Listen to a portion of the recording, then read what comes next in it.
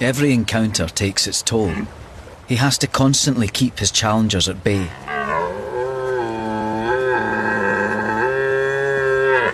For days, he hardly eats or sleeps, perpetually on the move. Until eventually, he's exhausted. An old rival has been waiting for this moment.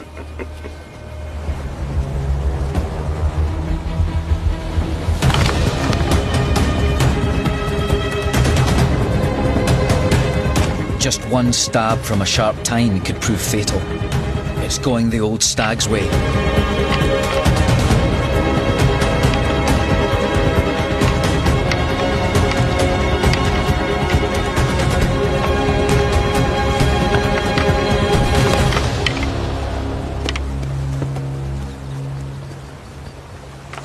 It's all over.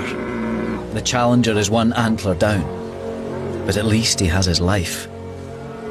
The monarch of the glen is still in charge. It will be his genes